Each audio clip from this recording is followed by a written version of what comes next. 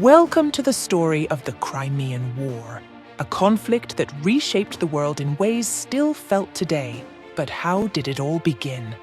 Let's journey back to the 1850s, to a world of empires and alliances, where the balance of power was the game of kings. Our tale starts with the Ottoman Empire, once mighty, now fading.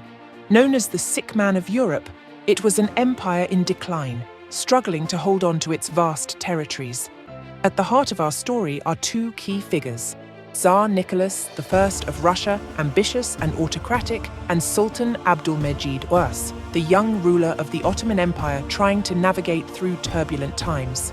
But what lit the fuse was not a grand battle or a declaration of war, but a dispute over something deeply personal: religion. Jerusalem, sacred to many, became the center of a diplomatic tussle between France, protector of the Catholic rights, and Russia, defender of the Orthodox Christians. This wasn't just about religious rights. It was a proxy for influence in the Ottoman Empire. Both France and Russia saw an opportunity to extend their power, using the protection of Christian sites as their pretext. Diplomacy turned to deadlock. Negotiations failed, and alliances began to form. Britain, fearing Russian expansion, joined France in support of the Ottoman Empire. Europe was on the brink. And so what began as a dispute over holy sites spiraled into a full-scale war. The great powers of the time, drawn by strategic interests and national pride, were about to clash on the Crimean Peninsula. This was just the beginning. The stage was set, the players ready. The Crimean War was about to unfold, its echoes to resound through history. Join us as we delve deeper into the battles that defined this historic conflict.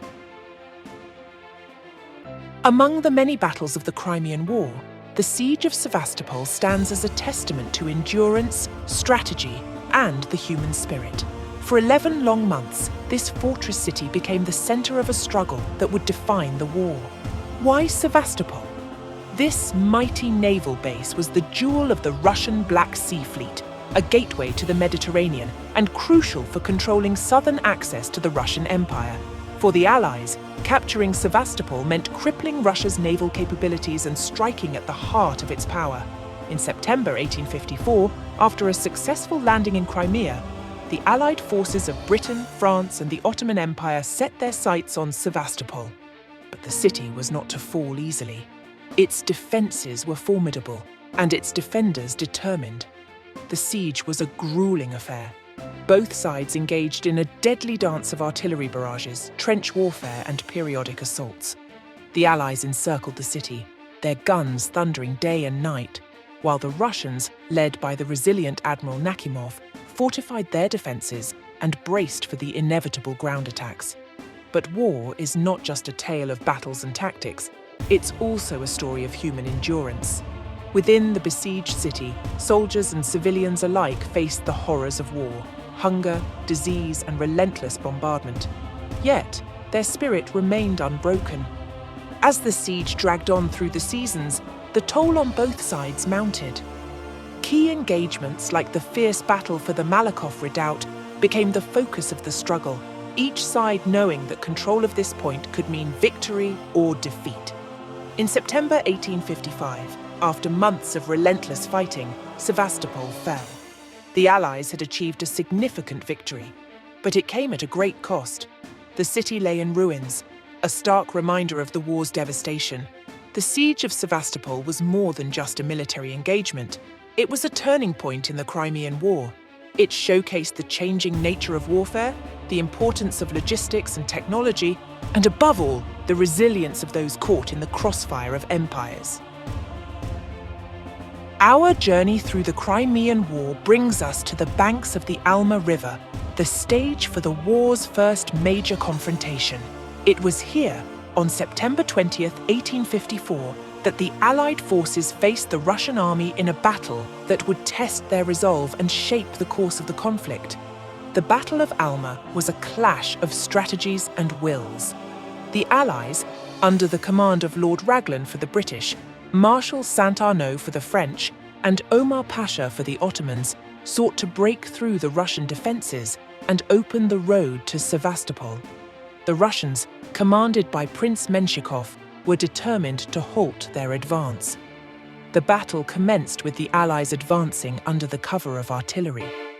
Despite the imposing Russian positions on the high ground, the Allied commanders were confident, their troops buoyed by the belief in a swift victory. But the Alma would not be crossed easily. The Russians put up a staunch defense, their artillery raining down upon the advancing Allies. The battle soon turned into a grueling slog, with both sides suffering heavy casualties in the fight for control of the heights. Amidst the cannon's roar and the clash of steel, moments of extraordinary bravery unfolded.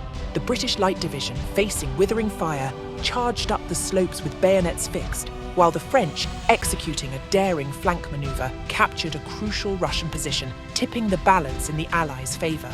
As the day wore on, the Russian lines faltered and then broke, retreating in the face of the relentless Allied assault. The Battle of Alma was won, a significant first victory that bolstered Allied morale and marked a critical step in the campaign against Sevastopol. Yet victory at the Alma came at a steep price. The battlefield, strewn with the casualties of war, bore silent testimony to the ferocity of the fight and the human cost of each strategic gain. The Battle of Alma was more than just a military engagement. It was a statement of intent by the Allies and a demonstration of the war's evolving nature. It underscored the importance of combined arms tactics, the crucial role of leadership, and the indomitable spirit of the soldiers who fought on those rolling hills. Among the tales of valour and tragedy in the annals of military history, few resonate as profoundly as the charge of the Light Brigade. A fateful mix of bravery and miscommunication led to one of the most famous and ill-fated cavalry charges of all time. Half a league, half a league, half a league onward. So begins Tennyson's immortal poem, capturing the essence of the charge during the Battle of Balaclava on October 25, 1854. But what led to this moment of tragic valour? A misinterpreted order, amidst the fog of war, sent the Light Brigade on a near-suicidal mission against a well-entrenched Russian artillery. The objective was unclear, the dangers all too evident. As they thundered down the valley, the brigade faced a storm of cannon fire from three sides. Yet they pressed on, their sabres flashing, their resolve unyielding, embodying the very essence of duty and courage. The charge, though a military disaster, became a symbol of unflinching bravery in the face of certain doom. The Light Brigade's sacrifice would not be forgotten, their story echoing through the ages as a testament to valour. The charge of the Light Brigade transcended the bounds of military history to become a cultural icon, immortalised by Tennyson's verse, memorialised in stone and paint, and debated by historians. It stands as a poignant reminder of the human cost of war and the eternal qualities of bravery and sacrifice. When can their glory fade? Oh, the wild charge they made, all the world wondered. Honour the charge they made, honour the Light Brigade, noble 600. November 5th, 1854, dawned with a dense fog enveloping the heights near Inkerman, setting the stage for one of the Crimean War's most brutal encounters. Known as the Soldiers' Battle, Inkerman would be remembered not for the grand tactics of generals, but for the raw courage of the men in the trenches. As the sun struggled to pierce the thick fog, Russian forces launched a surprise attack, hoping to break through the Allied lines. The dense mist turned the battlefield into a labyrinth where visibility was limited and confusion reigned supreme. In the shrouded gloom of Inkerman, soldiers found themselves in desperate struggle for survival. The battle devolved into a series of isolated melees, where bayonets, swords, and sheer willpower determined the outcome. It was a test of endurance and valour, with each man fighting not for glory, but for the life of the comrade beside him. Amidst the clamour of battle, the thoughts of the soldiers turned inward. Diaries and letters from the front speak of the haunting uncertainty, the closeness of death, and the bonds forged in the crucible of combat. Every man was a hero, one survivor wrote, and every hero was a brother. As the fog lifted, the true cost of the battle was laid bare. Neither side could claim a decisive victory, and the lines remained much as they were. Yet the Battle of Inkerman had profound implications, reinforcing the siege mentality of both camps and setting the stage for a prolonged and attritional conflict. The Battle of Inkerman remains a poignant reminder of the chaos and heroism of war. In the face of overwhelming confusion and adversity, the individual soldiers' courage and resolve stood as the only certainties on a battlefield shrouded in mist.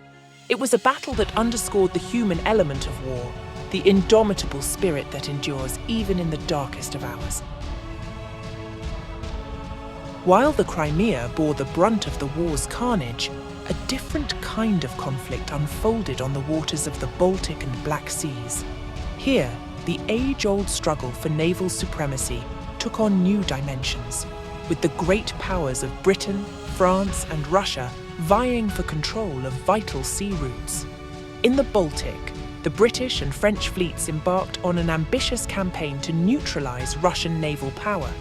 Their goal was twofold: to cut off Russia's maritime supply lines and to threaten key Russian ports, thereby diverting Russian attention and resources from the Crimean front. This was a war that saw the dawn of modern naval warfare. The advent of steam-powered ships began to challenge the supremacy of the sailing warship, offering greater speed and maneuverability. Meanwhile, explosive shells transformed naval artillery, making wooden warships highly vulnerable and ushering in the era of ironclad vessels. The naval blockades in the Baltic were a game of cat and mouse, with Allied fleets imposing a stifling blockade on Russian ports, disrupting trade and depleting Russian war resources. Meanwhile, the bombardment of coastal fortifications, though of limited strategic value, demonstrated the reach and power of the Allied navies, sowing uncertainty and fear along the Russian coastline. The war at sea, though less heralded than the land battles, was pivotal in shaping the course of the Crimean War. It tested the mettle of sailors and admirals, pushed naval technology forward, and underscored the critical role of naval power in global conflict. The Baltic and Black Sea campaigns highlighted the strategic importance of controlling the seas, a lesson that would echo through the annals of military history.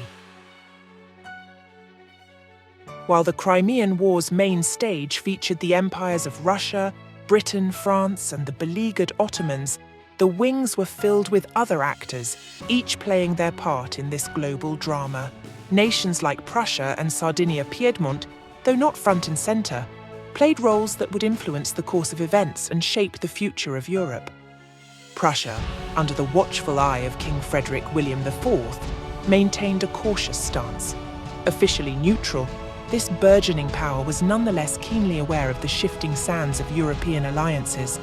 Prussia's reticence to engage was not merely passive, it was a calculated wait, biding its time for a future that would see its ascendancy in the German Confederation and beyond. In the Italian peninsula, the Kingdom of Sardinia-Piedmont, under the visionary leadership of King Victor Emmanuel II and his Prime Minister Count Cavour, saw the Crimean conflict as an opportunity. By aligning with Britain and France, this ambitious kingdom sought to gain favour on the international stage, laying the groundwork for the unification of Italy. Their involvement was a strategic play aimed at garnering support against their traditional adversary, Austria. Across the Atlantic, the United States watched the unfolding conflict with a mixture of concern and detachment. Engrossed in its own internal issues and the looming spectre of civil war, America nonetheless expressed a philosophical alignment with the Ottoman cause, viewing the conflict through the lens of national sovereignty and the balance of power. The US stance, though officially neutral, was a subtle nod to its growing discomfort with European colonial ambitions. The Crimean War, while dominated by the narratives of its primary combatants, was also a stage for the ambitions, strategies, and future prospects of nations like Prussia, Sardinia, Piedmont, and even the distant United States. Each, in their own way, contributed to the rich tapestry of this conflict, their actions and decisions rippling out to influence the course of history. As the Crimean War reached its climax, all eyes turned to Sevastopol, the linchpin of Russian resistance. The siege, long and arduous, culminated in a final, desperate assault. The Allies, determined to break the will of the defenders, unleashed a barrage of fire and steel upon the city. Within the battered walls of Sevastopol, the defenders fought with a valor born of desperation. But as the city's defenses crumbled, so too did the hope of holding out. After months of relentless siege, Sevastopol fell, a turning point that signaled the beginning of the end for the Russian war effort. The fall of Sevastopol was a moment of triumph for the Allies, yet the victory was bittersweet. The city lay in ruins, a stark reminder of the war's brutal toll on soldier and civilian alike. The end of the siege marked not just the conquest of a city, but the shattering of an empire's aura of invincibility. The guns of Sevastopol had barely cooled when the powers convened in Paris to negotiate an end to the hostilities.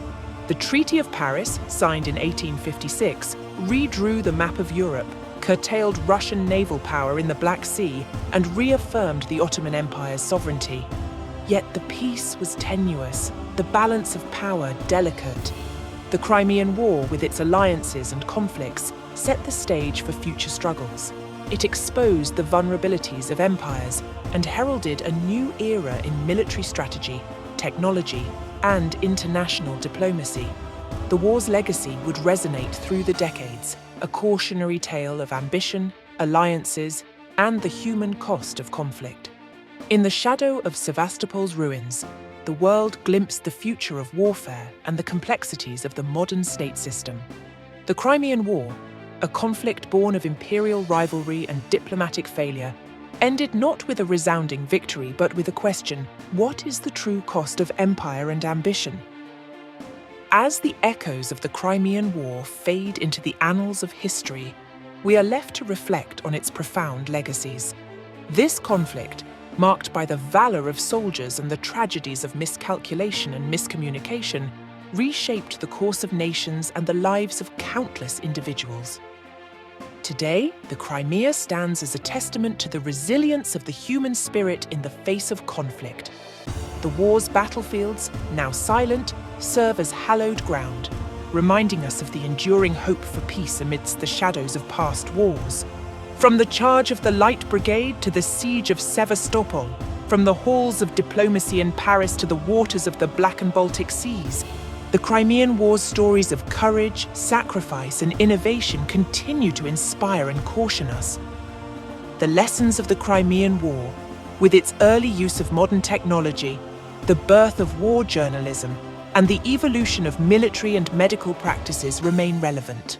They remind us of the importance of clear communication, the value of strategic foresight, and the imperative of caring for the wounded and the fallen. In the flickering light of these candles, we honor the memory of those who lived and died in the shadow of the Crimean War. Their legacy is not just one of conflict, but of the enduring human quest for dignity, understanding, and peace. Thank you for joining us on this journey through the echoes of the past. May the stories of the Crimean War enlighten our path toward a future where history's lessons guide our steps toward a more peaceful world.